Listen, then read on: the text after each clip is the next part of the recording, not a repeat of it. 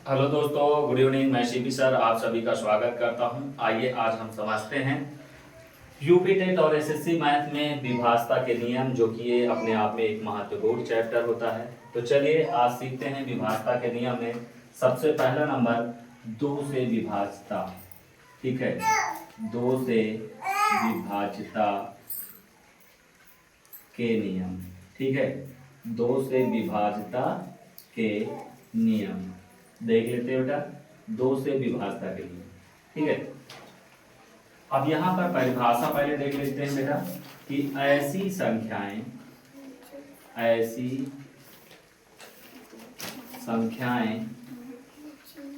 जिनके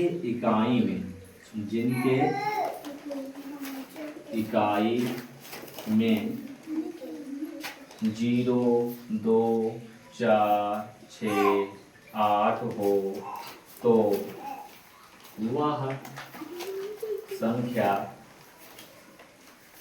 ठीक है, दो से विभाज्य होगी।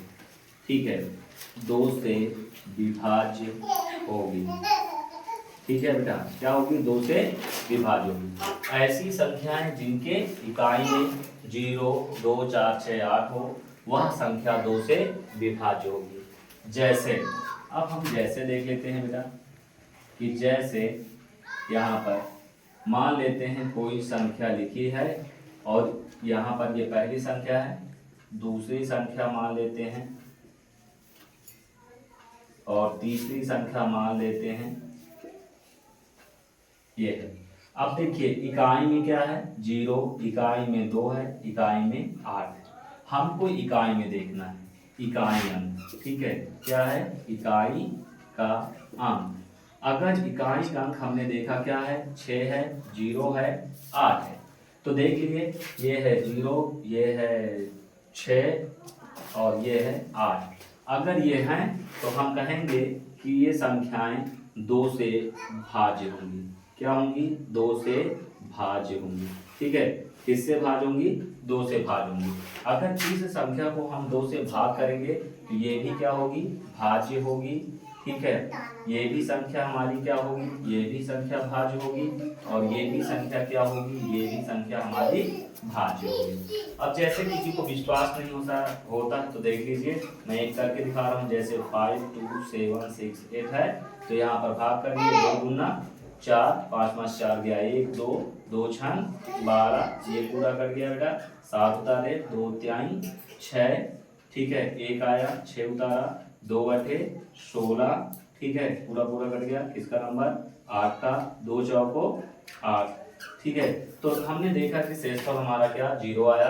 तो इस तरह से हमने कहा कि ये संख्या क्या है? 2 से डिविजिबल है, यानी 2 से भाज्य है। क्या ये समझ में आया? ठीक है, आइए आज हम समझते हैं नेक्स्ट 3 से विभाज्यता। ठीक है, अब देखते हैं बेटा 3 से विभाज्यता। 3 से विभाज्यता के नियम। ठीक है, 3 से विभाज्यता के नियम। अब देखिए बेटा 3 से विभाज्यता के नियम क्या है?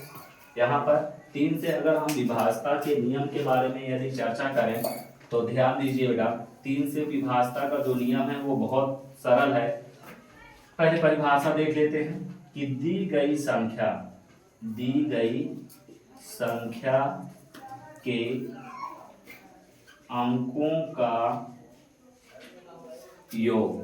ठीक है, दी गई संख्या के अंकों का योग यदि 3 से भाज्य है, 3 से भाज्य है तो, ठीक है, 3 से भाज्य है तो वह संख्या भी 3 से भाज्य होगी। क्या होगी? 3 से भाज्य होगी। ध्यान दीजिए बेटा, दी गई संख्या के अंकों का योग यदि 3 से भाज्य है तो वह संख्या भी किससे? 3 से भाज्य होगी। अब जैसे हम देख लेते हैं, जैसे यहाँ पर, ठीक है, जैसे मान लो ये संख्या हमारे पास है, ठीक है, मान लो ये कोई संख्या है। अब इसको सबसे पहले क्या करेंगे? जोड़ेंगे। ठीक है, फिर अधिक संख्या के अंकों का योग, अंकों का योग निकाल लीजिए। जैसे बेटा 2 धन 3 धन 7 और धन 6 धन 8 धन 1। हम ऐसे भी कर सकते हैं, देखो 8 1 9, 3 से कट जाएगा, ठीक है, 7 6 13, ठीक है, और इसको जोड़ लो पूरा, क्या करेंगे जोड़ेंगे, 3 2 5, 5 7 12, 12 6 18, 18 और 2 20 26, 1 27, 27 को और सरल करना चाहें तो 2 धन 7 यानी कि 9, 9 को हम जानते हैं कि ये 3 1 जा 3 3 3 जा 9 यानी 3 आ गया बेटा। तो ये क्या है, 3 से भाज्य है यानी 3 से डिविजिबल है, तो इसलिए हम यहाँ पर कहेंगे कि ये दी गई संख्या क्या है बेटा, 3 से भाज्य है। क्या है, 3 से भाज्य है। ये क्या है, दी गई संख्या 3 से भाज्य है। और बहुत सारे उदाहरण की यदि हम चर्चा करें, मान लेते हैं और उदाहरण देखना है, ठीक है, तो यहाँ पर मान लो